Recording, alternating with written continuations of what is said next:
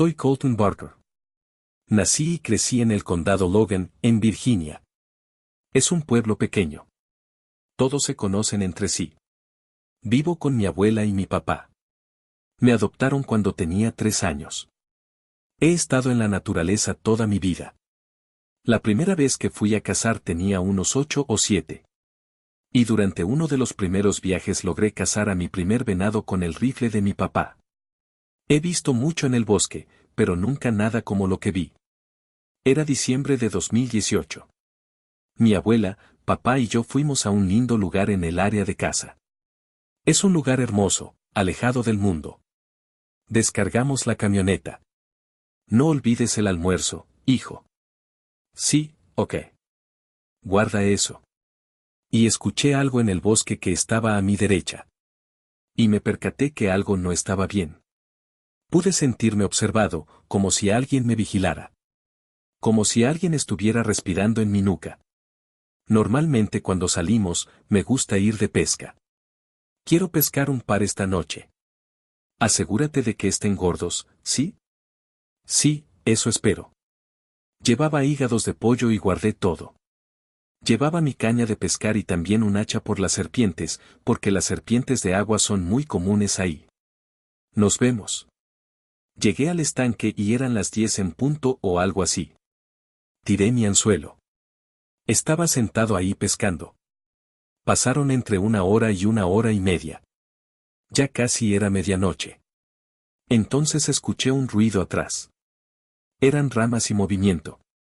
Y pensé que podía ser un venado, tal vez un coyote. Nada normal. Pero para estar seguro, agarré mi hacha para sentirme un poco más seguro. Apunté con mi linterna para ver si podía ver algún reflejo. Porque si le alumbras los ojos a los animales, normalmente suelen reflejar la luz. No encontré nada y seguí pescando. Escuché un ruido fuerte, como si una rama o alguien se cayera. Se escuchó fuerte. Decidí que iría a revisar en caso de que alguien necesitara ayuda. Estaba caminando, revisé el terreno de izquierda a derecha. Buscaba por todos lados con la linterna y de pronto vi un movimiento de reojo. Entonces pensé que qué bien, un venado albino.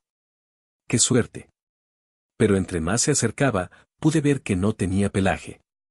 Y ahí fue el momento cuando entendí que algo no estaba bien.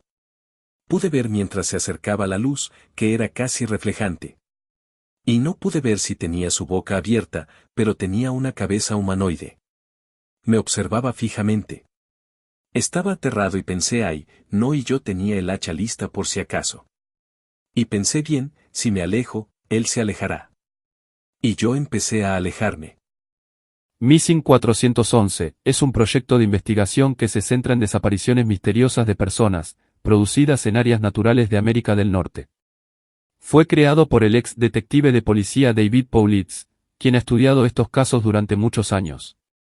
Paulitz se encontraba investigando a Bigfoot en los parques nacionales de Estados Unidos, enviado por la Bigfoot National Research, cuando un guardaparques le hizo saber que cada año se producían decenas de desapariciones en esos parques y grandes extensiones de bosques, que nunca fueron resueltas.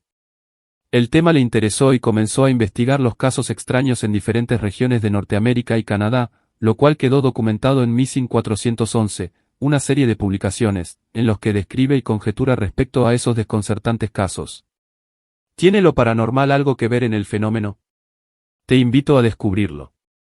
David Paulitz ha mapeado 28 clústeres de desapariciones en América del Norte, incluyendo Canadá. Algunos de ellos son Sierra Nevada Mountains en California, Great Smoky Mountains en la frontera entre Carolina del Norte y Tennessee, Rocky Mountains, este sistema montañoso abarca varios estados, Yosemite National Park en California, Mount Shasta en el norte de California, Mount Rainier en el estado de Washington, Cascades. Esta cadena montañosa se extiende de Canadá hasta California. Crater Lake en Oregon, Olympic National Park en el estado de Washington, Mount Hood, otra montaña en Oregon, Mount St. Helens en Washington, Uinta Mountains en Utah, Green Mountains en Vermont. Bueno, podemos decir que todos estos clústeres abarcan parques nacionales, bosques y áreas naturales en remotas. Cada clúster agrupa casos de personas desaparecidas que comparten características comunes, como falta de rastros, la ubicación cerca del agua o la presencia de fenómenos inexplicables. Estos clústeres siguen patrones fuera de lo común y las desapariciones a menudo desafían la lógica convencional. David Paulides sostiene que las víctimas siguen algún tipo de patrón característico. Por ejemplo, todas las personas descritas en este proyecto desaparecieron en un entorno rural, obviamente, no en una ciudad o en un pueblo, en terrenos especialmente difíciles y normalmente sin la presencia de testigos. No hay un rango de edad determinado, aunque sí diferencias en la educación de los desaparecidos. Algunos son profesionales importantes y otros son personas con una educación básica. Las víctimas en ocasiones aparecen desnudas, cosa que sorprende, especialmente en los casos de niños, que son demasiado pequeños algunos como para quitarse por sí solos las prendas como zapatos para la nieve, camperas o abrigos. E inclusive las prendas, en otros casos, aparecen perfectamente dobladas y apiladas cerca de los cuerpos de los desaparecidos. En otras oportunidades las personas regresaron con la ropa bastante limpia y aunque haya habido en ese momento precipitaciones fuertes o fenómenos climáticos adversos, la ropa se encontraba seca. Hay que tener en cuenta que otra característica es que suelen suceder fenómenos meteorológicos durante o después de las desapariciones, como por ejemplo grandes lluvias o tormentas de nieve, que dificultan y le dan un marco bastante, digamos, terrorífico a las desapariciones. La actividad de recolección de bayas o frutos del bosque parece ser un detonante asociado a la desaparición de las personas. Estas personas, insisten los testigos, la última vez que los vieron estaban recolectando estos frutos del bosque. En algunas desapariciones la característica es que los sabuesos de los rescatistas no pudieron captar el olor de las personas o bien se negaron a continuar rastreando. Algunos niños desaparecidos, lamentablemente el tema de los niños merece un capítulo aparte, quedaría para mucho, pero son una de las principales víctimas, lamentablemente, de estas desapariciones extrañas, ¿no? Algunos de estos niños que fueron hallados vivos luego de desaparecer toman fiebre, pero cuando examinan el porqué de esa fiebre, los médicos no pueden encontrar una razón para ella. También parece que la hora óptima para las desapariciones es entre las 2 y las 5 de la tarde. Muchos de los desaparecidos también son encontrados en medio de pantanos. Algunas de las personas que son recuperadas vivas, pero están en un estado inconsciente o semiconsciente, tendidos en el suelo. Cuando luego, una vez rescatados, se les pregunta, no recuerdan cómo desaparecieron. En otros casos pueden recordar algunos hechos que rodearon a su desaparición y muchos de estos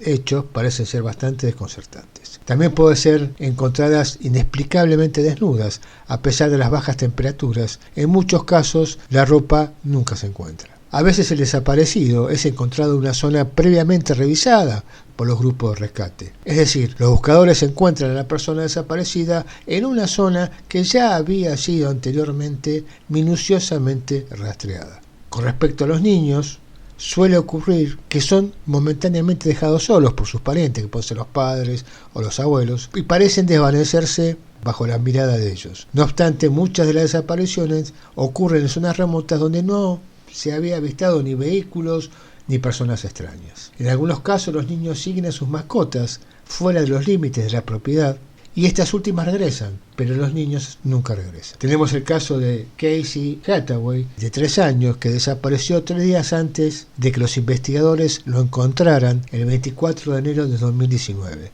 Lo encontraron enredado entre unos arbustos espinosos en lo profundo del bosque, pero estaba sano y salvo. Casey tenía una historia increíble para contarle a todos. Al parecer, el pequeño estaba jugando en el patio de su casa con otros 2 niños, pero los otros 2 niños regresaron a la casa sin él. Literalmente, el pequeño se había desvanecido instantáneamente en el bosque. Mientras la comunidad del estado de Craven, Carolina del Norte, se reunía para comenzar las búsquedas, en forma sospechosa, el FBI impidió que esos voluntarios participaran en las búsquedas, aduciendo fuertes lluvias y vientos que azotaban el área donde se perdió. Digamos que lo raro es que, si es un caso de desaparición normal, intervenga el FBI.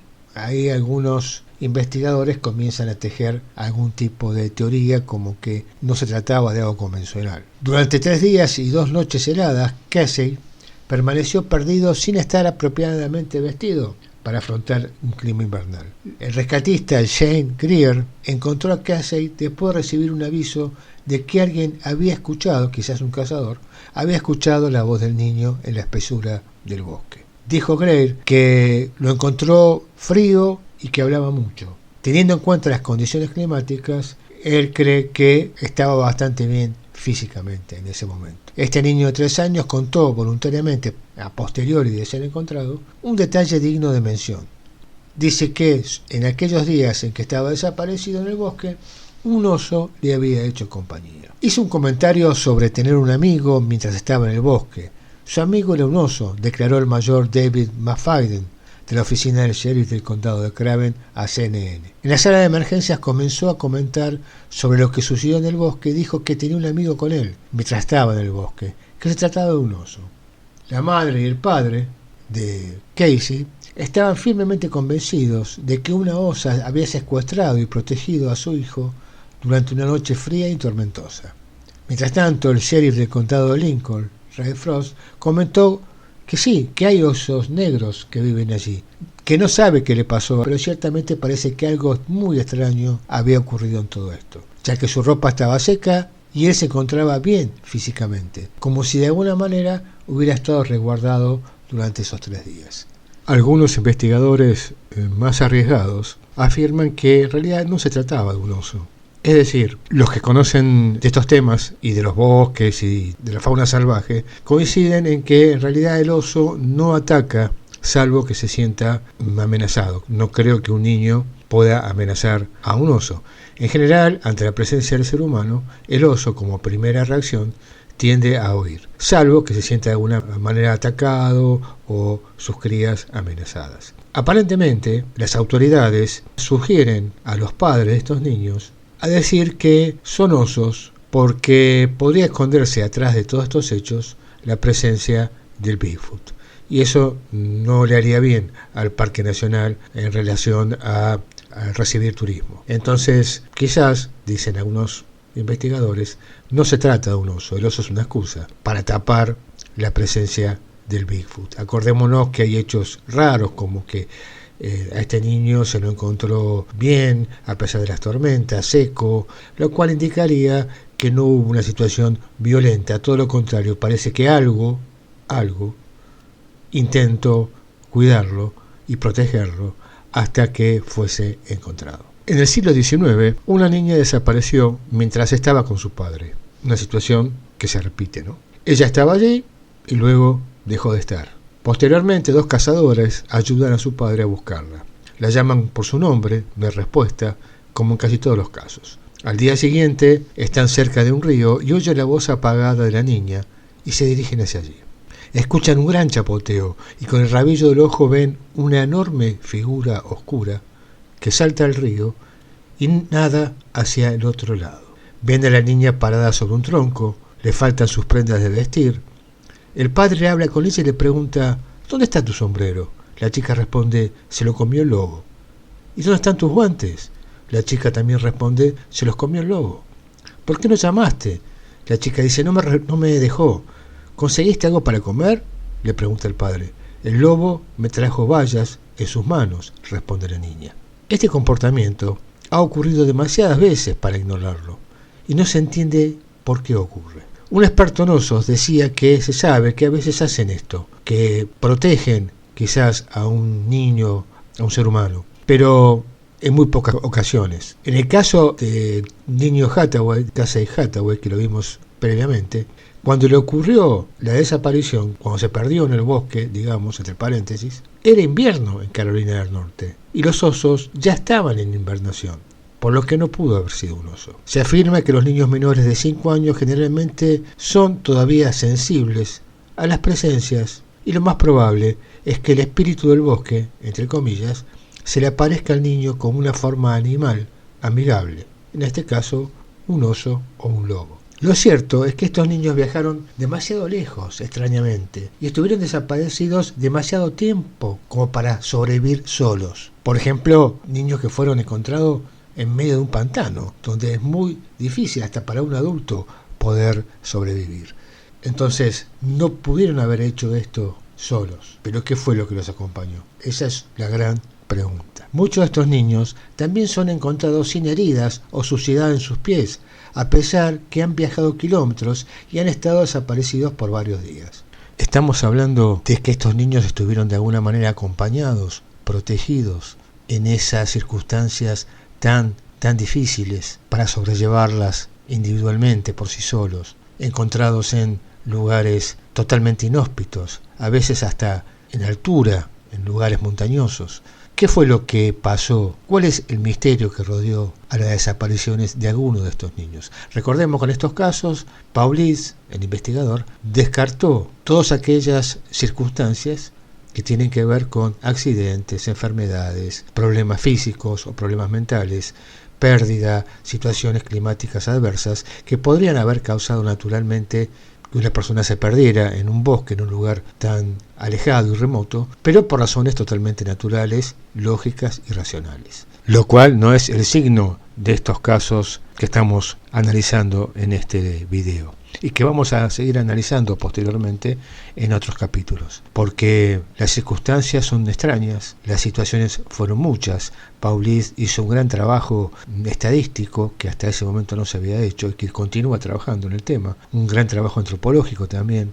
En sus libros menciona el lugar, las circunstancias, la edad y demás, y circunstancias, digamos, de la desaparición, no solamente de niños, sino también de adultos. Vamos a continuar con el tema, vamos a analizar qué pudo haber habido atrás de esto, qué circunstancias extrañas rodean estos casos. ¿Existe realmente el Bigfoot? ¿Existe realmente un espíritu del bosque que quizás, como decían algunas tribus originarias, se dedicaban estas fuerzas naturales, esta conciencia del bosque a defenderlo ante los depredadores como los seres humanos? No sé, nadie tiene la respuesta aún, pero quizás si seguimos analizando casos pueda aparecer algo de luz.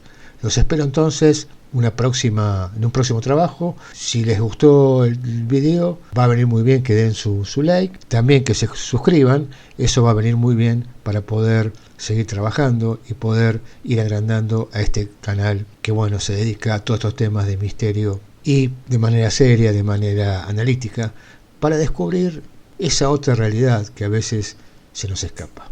Les doy un abrazo y las gracias por seguir hasta el final y quedamos en contacto para un próximo capítulo de estas desapariciones tan extrañas. Hasta pronto.